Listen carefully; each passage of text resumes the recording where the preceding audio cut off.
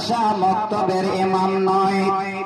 এই ইমাম মানে হলো গ্রামের মুরব্বি, ইমাম মানে হলো গ্রামের নেতা, ইমাম মানে হলো গ্রামের দায়িত্ববান।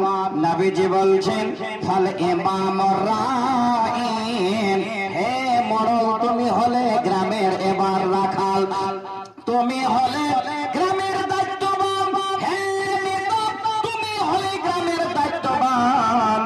কিয়ামতের দিনে ওয়া হুয়া মাসউলুন আন রাইয়াতিহি, এই দায়িত্ব সম্বন্ধে আল্লাহ পাক সেদিন তোমাকে জিজ্ঞাসা করবেন।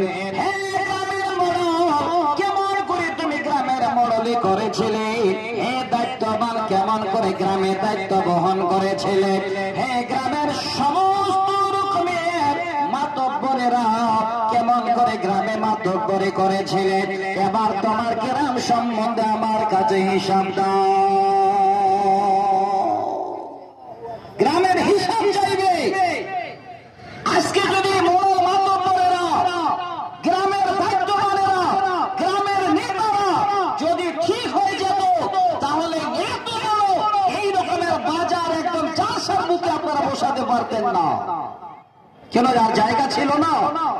এখানে লোক হবে না, ওখানে লোক বেশি জমবে। এটা একটা চিন্তা করা দরকার। গত রাত্রিতে আমার জালসা ছিল এই পার্শ্বে হরিরামপুরের শীর্ষে গ্রামে। ওনারা